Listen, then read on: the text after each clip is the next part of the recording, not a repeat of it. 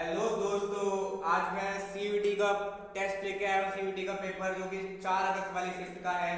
आज पूरा पेपर तो डिस्कस नहीं कर पाएंगे क्योंकि थोड़ा सा टाइम का इशू है, मुझे भी निकलना है। पर उससे पहले मैं आपके लिए कुछ डिस्कस करने वाला हूँ। जो कुछ क्वेश्चंस आए हैं, अप्रोक्स सारे क्वेश्चंस कर ही देंगे, कुछ क्वेश्चंस रह जाएंगे उसको बाद में किसी दिन कर देंगे। तो देखो भाई, पहले ही बता देना चाहता हूँ, सीयूईटी का जो पेपर बताया था, मैंने कहा था एनसीईआरटी अच्छे से करके जाना। तो एनसीईआरटी बेस्ड पूरा पेपर आया है, कुछ क्वेश्चन डायरेक्ट भी एनसीईआरटी से आए हैं, तो आपको बिल्कुल भी टेंशन नहीं लेनी। नेक्स्ट ईयर के लिए आपको अच्छा करना है और अच्छा करना है। जो बच्चे इस बार कर रहे हैं ठीक है, और जो नेक्स्ट ईयर आने वाली है उसके लिए आप सब प्रिपेयर रहना पहले से। तो आज हम डिस्कस करते हैं सीयूईटी का पेपर। ठीक है भाई, जैसा कि आप पहला क्वेश्चन देख पा रहे हैं, कंटिन्यूटी का है भाई। डायरेक्ट मैंने बता रखा है, इसमें क्या करना रहता है कि ये कह रहा है, मैं एक मिनट पेन ले लेता हूं। ये कह रहा है कि फंक्शन है fx जो कि दो पार्ट में ब्रेक है, पीस वाइज ब्रेक है। कह रहा है कंटीन्यूअस है x is equal to pi by 4 पर, then the value of k। तो बेटा इसने कंटीन्यूअस कह दी, तो कंटीन्यूअस कह दी तो आपको एक चीज समझ में आनी चाहिए, LHL is equal to RHL। ये चीज आपको दिमाग में आनी चाहिए। तो बेटा LHL is equal to RHL वाली बात तो ठीक है, पर यहाँ पे कैसे लगाएंगे सर?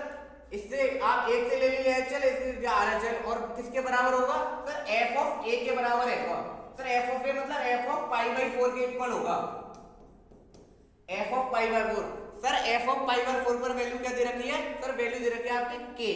तो यहां से निकलेगी आपकी LHL RHL, जो कि दोनों चीज सेम ही आएंगी निकल के। तो हम लगाते हैं, देखो हम एक एक करके करते हैं, ठीक है। तो हमने लिखा 10 pi by 4 minus X divided by cot 2x। तो बेटा आपको कुछ नहीं करना, लिमिट कैलकुलेट करनी है, limit x tends to pi by 4।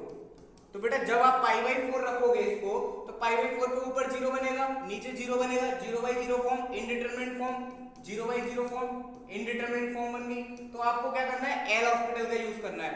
ऊपर वाले को ऊपर डिफरेंशिएट करिए, नीचे वाले को नीचे डिफरेंशिएट करिए। चलो स्टार्ट करते हैं। बेटा डिफरेंशिएट करेंगे, 10 का डिफरेंशिएशन क्या होता है? sec square. सर जो अंदर एंगल है वो सेम रहेगा।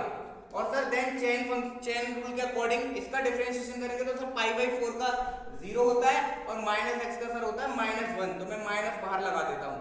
नीचे का डिफरेंशिएशन करके सर नीचे कॉट का डिफरेंशिएशन होता है माइनस कोसेक स्क्वायर एक्स। तो सर इसका डिफरेंशिएशन होगा माइनस कोसेक स्क्वायर और 2x, और सर 2x का चेन रूल के अकॉर्डिंग 2 आएगा सर। तो सर ये वाला माइनस से ये कटा। अब फिर से लिमिट पुट करेंगे इसमें पाई by 4। Sir pi by 4 put करूंगा तो ये हो जाएगा ऊपर 0, ये होता है 1, और सर यहाँ पे आ जाएगा 0, तो ये नीचे आएगा 2। तो सर इसका आंसर क्या आ गया सर? LHL RHL जो लिमिट बराबर होगी किसकी होगी? f ऑफ k के बराबर होगी।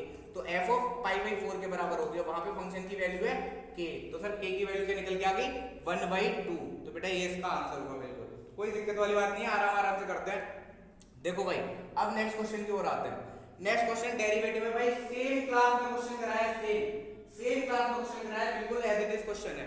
अब इसमें क्या करते हैं सर? एक फंक्शन को दूसरे फंक्शन के रेस्पेक्ट में डेरिवेटिव करना है। तो आप इसको क्या कर सकते हो? आप इसको सबसे पहले यहाँ पे देखिए कि यहाँ पे बाहर साइन इनवर्स बैठा हुआ है, तो अंदर वाला साइन बनाना है कैसे भी। तो मैं 10 पुट करूंगा तो आएगा 2 tan x 2 tan थीटा। मैंने क्या पुट करा? x is equal to tan theta मैंने पुट कर दिया। तो बेटा नीचे बनेगा 1 प्लस tan स्क्वायर थीटा। तो बेटा जब 1 प्लस tan स्क्वायर थीटा बनेगा तो ये आइडेंटिटी किसकी हो गई बेटा? साइन की हो गई, साइन 2 थीटा की। तो यहाँ पे आया साइन इनवर्स पहले से लगा हुआ है, और ये साइन 2 थीटा। तो बेटा साइन 2 थीटा, साइन से साइन हम देखते हैं, वैसे हम हटा देते हैं, वैसे ऐसे डायरेक्ट हटता नहीं है, तो यहाँ से बचेगा 2 थीटा। ठीक है, इसकी वैल्यू हो गई 2 थीटा, और बेटा इसकी वैल्यू कितनी हो गई? tan inverse. अब आप तो देखोगे तो आप tan पुट करोगे तो ये बनेगा tan 2 थीटा। तो यहाँ से भी 2 थीटा निकल के आया। तो एक तरीके से क्या करना है आपको? 2 थीटा को डिफरेंशिएट करना है with respect to 2 theta, with respect to 2 theta.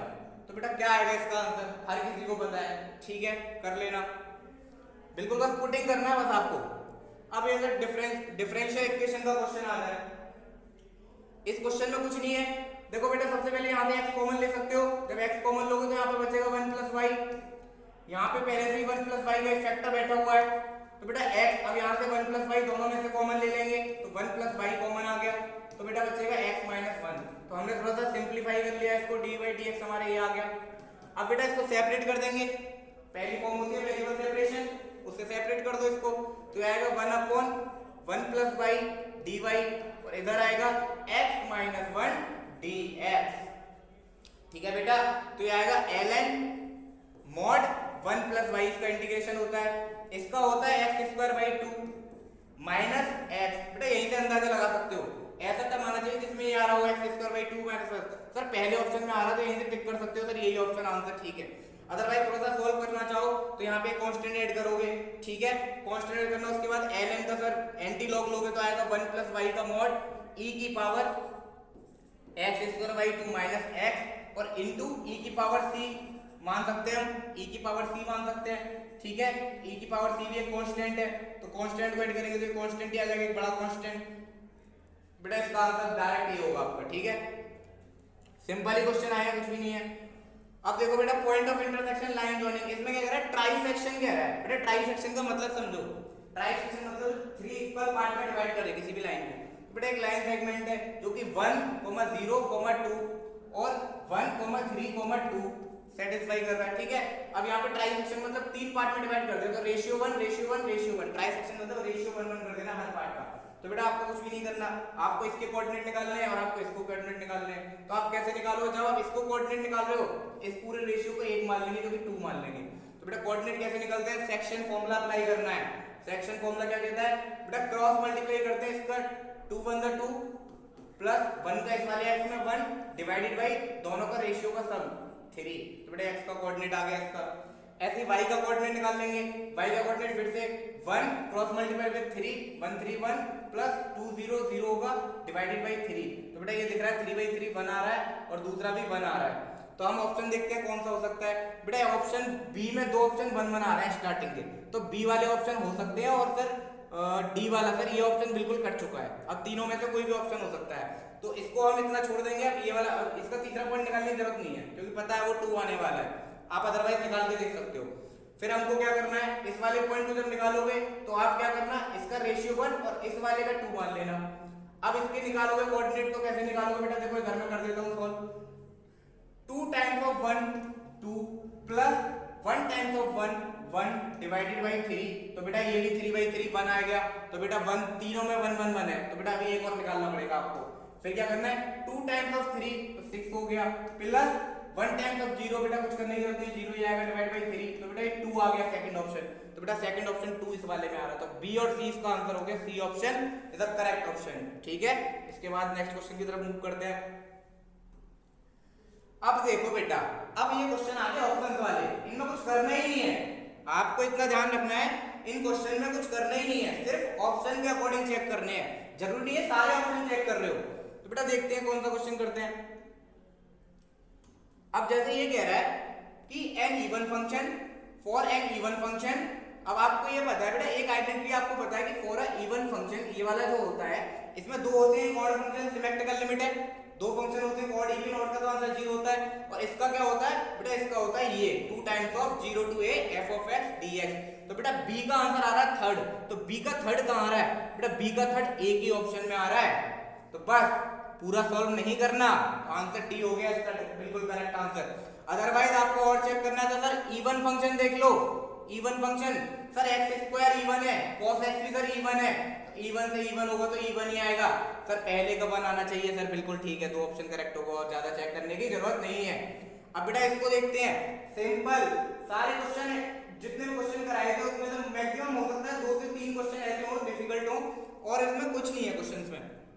देखो बेटा sec स्क्वायर, इसको भूल जाओ, ये समझो कि थोड़ी देर के लिए थीटा लिखा हुआ है, ये भी ऐसे थीटा लिखा हुआ है, तो sec स्क्वायर थीटा क्या होता है 1 प्लस tan स्क्वायर और थीटा होता है। तो बेटा इसकी जगह tan, ठीक है, यहाँ पे cosec स्क्वायर क्या होता है 1 प्लस cot स्क्वायर, तो बेटा cot इनवर्स 3। अब बेटा इसको ओपन करेंगे तो 1 प्लस tan से tan चला जाता नहीं है ऐसे, हम बताते हैं बट डायरेक्ट ऐसे, तो 2 का स्क्वायर 4 प्लस 1 और प्लस सर 3 का स्क्वायर 9, तो कितना हो गया बेटा 10 और 5 15 answer sir, D option is the correct option, ठीक है। नेक्स्ट क्वेश्चन की तरफ आते हैं। बेटा देखो ये किंग प्रॉपर्टी बारे में आपको बता चुका हूं, किंग प्रॉपर्टी क्या करना है, 0 से पाई है तो आप क्या करो किंग प्रॉपर्टी लगाओ, e की power cos a minus b करते हैं ना, तो यहाँ पे पाई माइनस एक्स, ठीक है, upper limit minus lower limit, ठीक है, डिवाइडेड बाई ये i इज इक्वल टू, और ये भी हमने लेट कर लिया i इज इक्वल टू, जो क्वेश्चन दिया है गिवन वो भी i is equal to let कर लिया लिया हमने, और इसके बाद ये भी i इज इक्वल टू, तो बेटा यहाँ भी लगाऊंगा cos pi minus x, x को रिप्लेस करना है पाई माइनस एक्स से। फॉर एग्जाम्पल ये जैसे ये होता है a से b f ऑफ x, तो बेटा ये किसके बराबर होता है, इंटीग्रेशन 0 टू यहाँ पे हो जाता है f of a plus b minus x, बस आपको ये करना होता है। जैसे माइनस यहाँ पे फॉर एग्जाम्पल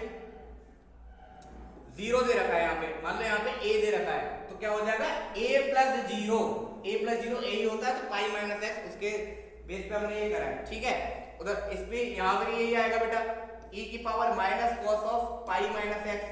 अब बेटा देखो कॉस पाई माइनस एक्स क्या होता है, cos 180 minus theta, pi minus x 180 minus theta, मतलब सेकंड क्वाड्रेंट। बेटा सेकंड क्वाड्रेंट में cos होता है नेगेटिव, ठीक है, और पाई पर चेंज नहीं होगा, मैंने बताया पूरा ट्रिग्नोमेट्री में। तो बेटा किसके बराबर आएगा, माइनस cos x के बराबर। ये सर किसके बराबर आएगा, ये आएगा e की पावर माइनस cos x, और यहां से आएगा e की माइनस माइनस प्लस हो जाएंगे e की पावर cos x। सर ये इक्वेशन नंबर 2, सर ये भी i के बराबर, वो भी i के बराबर, सर दोनों को जोड़ दोगे e की power minus cos x plus e की power minus cos x, sir ये आएगा नीचे, और सर नीचे जोड़ोगे तो एलसीएम यही आएगा, सर ऊपर नीचे कट जाएगा, और इधर i जुड़ेंगे तो सर 2i हो जाएगा। तो 2i is equal to integration of 1 का करेंगे सर x हो जाएगा सिंपल, तो आंसर क्या आ जाएगा इसका, पाई बाई 2, ठीक है। इंटीग्रेट करना है बस आपको इसके बाद, और इस बार i की वैल्यू निकालनी है, यहाँ पे कुछ नहीं रह गया, यहाँ पे 1 रह गया dx, और लिमिट क्या चल रही है 0 से लेके पाई चल रही है, तो x हो जाएगा, x में 0 से पाई डाल देंगे, उस वाले 2 को नीचे ले आएंगे, सिंपल आपको करना है, ठीक है। अब बेटा अगला क्वेश्चन देखते हैं। बेटा ये देखो क्वेश्चन पूरा नहीं करना, फिर से बता रहा हूँ, ऑप्शंस के बेसिस पे क्वेश्चंस को करेंगे हम। अब देखो आपको मान लो ये वाला चीज टफ लगती है, ये वाली चीज टफ लगती है, वैसे मैंने क्लास में सिखाई है, फिर भी आपको ये तो इजी लगता है। tan इनवर्स 1/3 किस पे होता है भाई, 1/√3, tan की किस वैल्यू पर होता है सर, 30 डिग्री पर होती है, तो 30 डिग्री प्लस सर ये किसकी होती है सर, कोसेक 2/√3 किस पे होती है बेटा, 60 डिग्री पर होती है, तो बेटा 90 डिग्री आंसर आना चाहिए, मतलब पाई/2 आना चाहिए, किसका सर, सी का आना चाहिए सर आपका सेकंड, सी का सेकंड। देखो बेटा सी का सेकंड एक ही ऑप्शन में, तो बेटा आपका डायरेक्ट खत्म हो जाएगा ये क्वेश्चन, तो आपको ऐसे ही करना है, पूरा क्वेश्चन सॉल्व नहीं करना, ठीक है। उसके बाद देखिए बेटा बच्चों वाला क्वेश्चन है, हर बार कराते हैं, सारे क्वेश्चन ऐसे ही आते हैं बेटा। देखो मॉड ऑफ बी मतलब डिटरमिनेंट ऑफ बी, तो बेटा बी क्या दे रखा है, मतलब ये पूछा है डिटरमिनेंट ऑफ एडजॉइंट ऑफ ए, बेटा किसके बराबर होता है, determinant of adjoint of n minus 1, n क्या होता है ऑर्डर, तो बेटा 2/2 का ऑर्डर है, 2 - 1 2 ही हो जाएगा, तो ये mod of determinant of a के बराबर आ जाएगा, और डिटरमिनेंट ऑफ a क्या है 18 माइनस 20, तो बेटा आंसर क्या आ गया -2।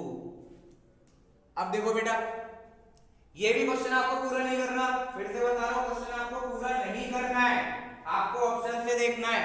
ऑप्शन से देखोगे कैसे, तो बेटा जब भी बताया है इनवर्स ओपन करते हैं तो उल्टा इनवर्स ओपन होता है, तो डी का थर्ड सर 2 ऑप्शन में करेक्ट है। सर एक और कोई चेक कर लेते हैं, सी चेक करने की जरूरत नहीं है, सी दोनों में सेम है, और सर ए या बी में से कोई चेक कर लो सर ए या बी में से कोई चेक कर लो। सर ए का देखो, सर ए का बेटा डायरेक्ट ये होगा कि नहीं होगा, होता है सर, ए का सेकंड डी का थर्ड, बेटा डी ऑप्शन है आपका करेक्ट, ठीक है। आगे चेक करने की जरूरत नहीं है, आगे चेक करना चाहो तो सी का फर्स्ट, तो बेटा सी का फर्स्ट, वो तो दोनों में दे ही रखा है, ठीक है। अब बेटा नेक्स्ट क्वेश्चन करते हैं। बेटा देखने में डरावना क्वेश्चन लग रहा है, फंक्शन का क्वेश्चन 2 तरीके से कर सकते हैं। देखो एक तो बेटा ये फंक्शन दे रखा है और इस फंक्शन पे वैल्यू आनी चाहिए -24, तो बेटा किस ऑप्शन पे आएगी, सिर्फ एक ही ऑप्शन रखोगे x की जगह तो आंसर आ जाएगा आपका -24, अदरवाइज बराबर रख देना f ऑफ x, ये भी f ऑफ x, ये भी f of x, x³ + 3 -24, x³ -27, तो बेटा x की वैल्यू कितनी आ गई -3। इस अप्रोच से भी आप कर सकते हो, अदरवाइज वैल्यू पुटिंग से करो, सबसे बढ़िया चीज वही है। नेक्स्ट क्वेश्चन देखते हैं भाई। अब देखो ये भी आपको बिल्कुल नहीं करना, ऑप्शन से ही करना है, बार-बार मैं ऑप्शन पे फोकस क्यों कर रहा हूं बेटा, ऑप्शन बहुत जरूरी चीज होती है आपके लीड के पेपर में, ठीक है बेटा। अभी आपको ये फॉर्मूला बताया है, ठीक है, आइडेंटिटी होती है, तो कौन से करेक्ट है ये पूछ रहा है, तो बेटा ए तो करेक्ट है, ए तो इस वाले ऑप्शन में नहीं आ रहा, छोड़ देते हैं इसको। सर अभी आपको बताया था ये बेटा एडजॉइंट का देखो, एडजॉइंट ओपन होता है तो उल्टा ओपन होता है, तो डी करेक्ट नहीं है, तो डी वाले सारे ऑप्शन हटा दो, तो बेटा बचा ये वाले ऑप्शन। अब बेटा देखते हैं कि ए ट्रांसपोज का एडजॉइंट ले लो या फिर एडजॉइंट ऑफ ए का ट्रांसपोज ले लो, बिल्कुल सही है सर, ए सही है, सी सही है, ए सही है, सी सही है सर, बी को और चेक कर लेते हैं, बेटा बी गलत है आपकी, ठीक है, तो बेटा बी आपका गलत नहीं, सॉरी बी सही है, ये डिटरमिनेंट लगा हुआ है, डिटरमिनेंट में वैल्यू तो निकल के आएगी, कोई वैल्यू निकल के आएगी, वैल्यू को कैसे भी मल्टीप्लाई करो कोई फर्क थोड़ी ना पड़ता है, तो बेटा option C sorry option B आपका ए बी, ए और बी वाला आपका ऑप्शन ठीक है, ए भी ठीक है और बी भी ठीक है, ठीक है, थोड़ा सा ध्यान देना ऑप्शंस पे। अब बेटा ये वाला क्वेश्चन देखो, थोड़ा सा लेंथी है, मैं आपको बता देता हूं इसमें करना क्या है। बेटा एरिया बाउंड्री वाइज कर मैंने बता चुका है कैसे करते हैं, कुछ नहीं है बेटा, सबसे पहले यहां से y की वैल्यू निकालो, y x² 4, यहां से y की वैल्यू निकालोगे तो कितनी आएगी x + 2 / 4, x + 2 / 4, बेटा दोनों y के बराबर है तो ये आपस में इक्वल होंगे, आपस में इक्वल रखोगे तो x² / 4 = x + 2 / 4, बेटा कैंसिल आउट हो गए तो क्या है x² - x और ये आ गया आपका माइनस का 2 = 0, तो बेटा इसके दो आएंगे 2 और -1, ठीक है, x की वैल्यू, तो बेटा आपकी लिमिट आ चुकी है, लिमिट क्या आ गई -1 से 2, और बेटा dx आएगा, तो dx आएगा यहाँ पे x की टर्म में आपको पुट करना है, तो x की टर्म में रखेंगे बेटा, ये लिखे हुए तो किसी को भी पहले लिख दो, नेगेटिव आएगा तो पॉजिटिव कर देना बस, क्योंकि एरिया कभी नेगेटिव नहीं होता, तो बेटा आप रख दीजिए इसको, मान लो आपने ये रख दिया x + 2 / 4 -x² / 4, बेटा बता चुका हूं, ये मत पूछना कैसे आया, पहला फंक्शन माइनस दूसरा फंक्शन है, दूसरा फंक्शन माइनस पहला फंक्शन, पहले बहुत वीडियो में बता चुका हूं, देख लेना सॉल्यूशन एक बार, तो बेटा बस आपको इसको सॉल्व करना है, तो इसका आंसर या तो ये आ रहा होगा या ये आ रहा होगा, चेक कर लेना, अदरवाइज सॉल्व कर लो बेटा, 1/4 बाहर आ जाएगा, ठीक है, और यहाँ से क्या बचेगा, यहाँ से डिफरेंट इंटीग्रेशन करेंगे तो आएगा x² / 2 प्लस, अब हमने ये लिख रखा है 2 लिख रखा है तो 2x आ जाएगा, माइनस इसको रफ कर दो x³ / 3, और बेटा लिमिट क्या रहेगी, लिमिट आपकी रहेगी -1 to 2, बेटा चेक कर लेना, आई थिंक 9/8 आ रहा होगा, एक बार चेक कर लेना, 7/8 या 9/8 आ रहा होगा, सॉल्व करना है, बस लिमिट पुट करनी है, क्वेश्चन मैंने सॉल्व कर दिया है, लिमिट पुट करनी है आपको बस, अपर लिमिट माइनस लोअर लिमिट, ठीक है, उसके बाद देखते हैं बेटा नेक्स्ट क्वेश्चन।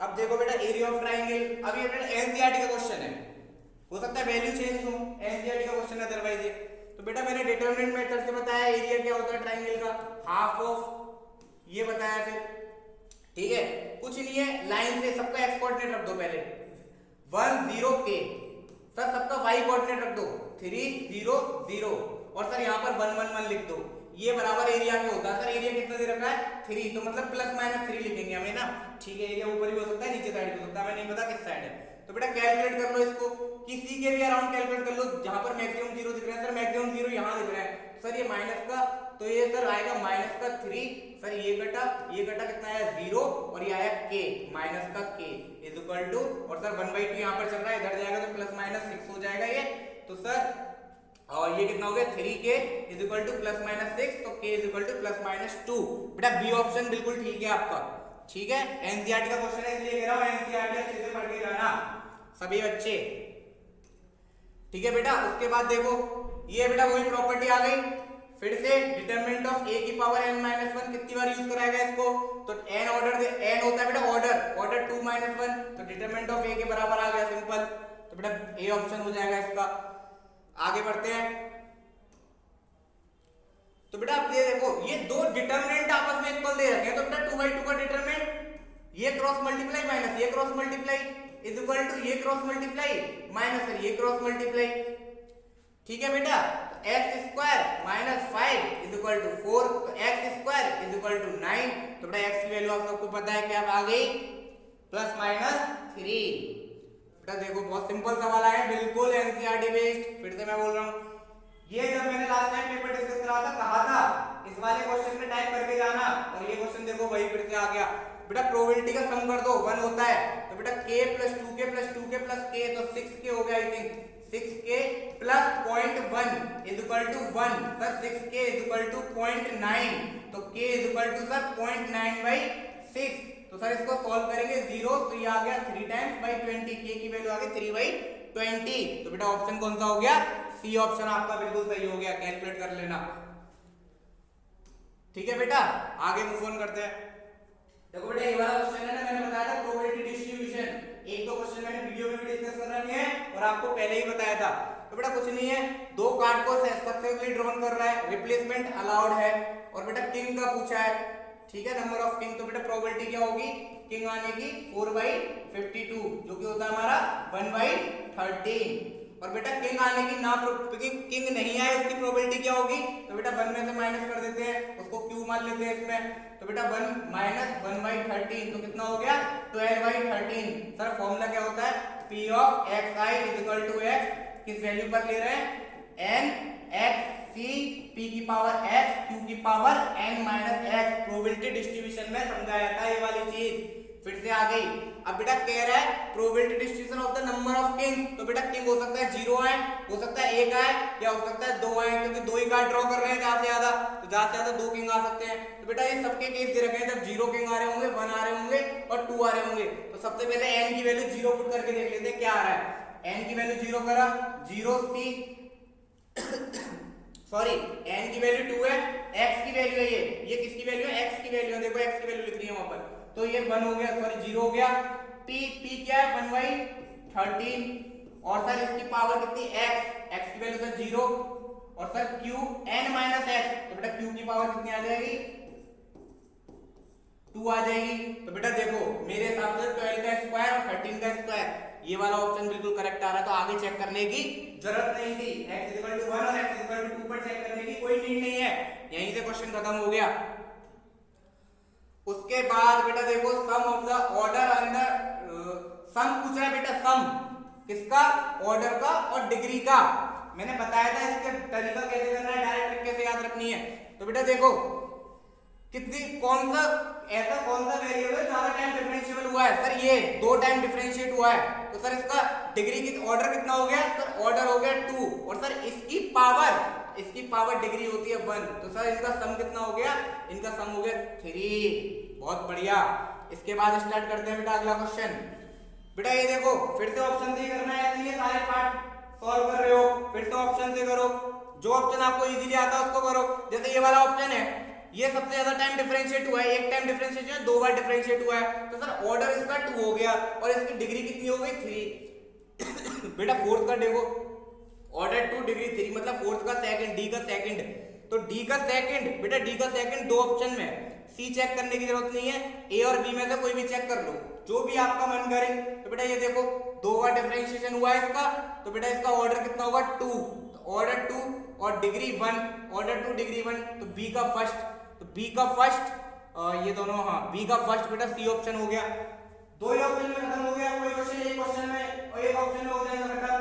तो हो सकता है कोई रेयर केस हो जाता है तो इसमें 4 ऑप्शन चेक करने पड़ जाए, अदरवाइज तो आपको 1 या 2 में खत्म हो जाएगा क्वेश्चन। बेटा देखो ये शायद फिर से रिपीट हो गया क्वेश्चन, ये करा दिया डिस्कस आपका, ठीक है, इसके लिए सॉरी।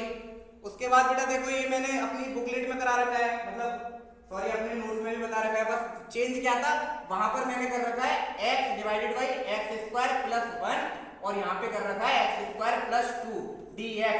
तो बेटा और कोई चेंज नहीं है, पार्शियल फ्रैक्शन में करा रखा है मैंने ये। मैं थोड़ी सी हिंट दे देता हूँ आपको, ये क्वेश्चन आपको खुद करना है। तो बेटा इस चीज को कैसे ब्रेक करोगे आप, x स्क्वायर प्लस 3 और x स्क्वायर प्लस 4, तो बेटा कैसे ब्रेक करोगे, इसको करोगे ax प्लस d, क्यों, क्योंकि नीचे क्वाड्रेटिक इक्वेशन बैठी है तो ऊपर लीनियर बनेगी, ठीक है। और इसको कैसे लिखोगे, इसको लिखोगे cx प्लस, यहाँ पे b मान लेते हैं और यहाँ पे d कर देते हैं, ठीक है, x स्क्वायर प्लस 4, और देन बेटा इसको पार्शियल फ्रैक्शन सॉल्व करके इंटीग्रेट करना है, ठीक है। ये क्वेश्चन मैं आपके लिए छोड़ता हूँ, मैंने ब्रेक कर दिया है, बस आपको ABCD की वैल्यू निकालनी है, और जो ट्रिक से बनाया है मैंने उन्हीं ट्रिक से वैल्यू निकालनी है।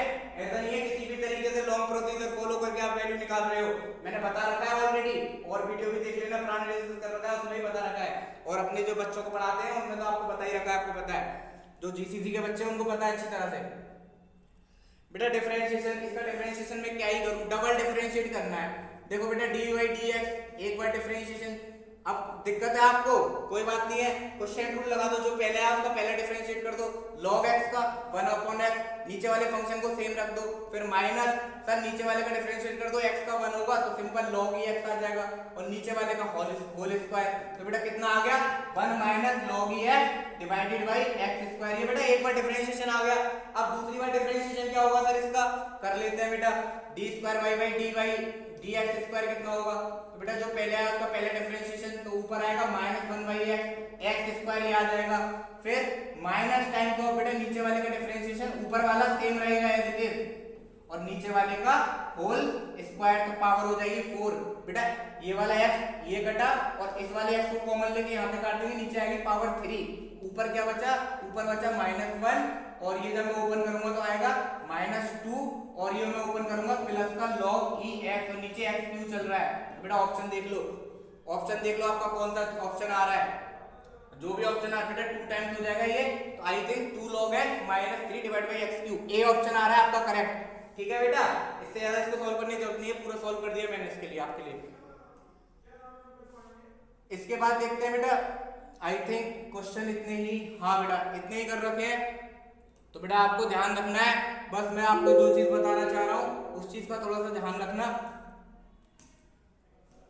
जो बच्चा खासकर जैसे आज मैंने सीयूटी के लिए डिस्कस करा है, तो जो बच्चा सीयूटी के लिए प्रिपरेशन कर रहा है, मेरी बात देना, जो बच्चा सीयूटी के लिए प्रिपरेशन कर रहा है, सबसे पहले एनसीईआरटी को फॉलो करना, देन उसके बाद कोई भी मटेरियल लगाना, देन कोई भी कोचिंग पढ़ना। कोचिंग का काम होता है आपको गाइड करना, तो गाइडेंस लो वहां से तरीके लो, क्या स्टडी मटेरियल कैसे क्या क्या पढ़ना है, ठीक है। उसके बाद सबसे पहले एनसीईआरटी फॉलो करनी है, देन कोचिंग का मटेरियल, और जो चीज हमने पढ़ाई है उसको रिवीजन करना है बात डेली बेसिस पे, ठीक है, तभी आपका मैथ बेटर हो पाएगा। मैंने कुछ क्वेश्चन थे डिस्कस कर दिया। थैंक यू एवरीवन, होपफुली आपको सबको समझ में आया हो।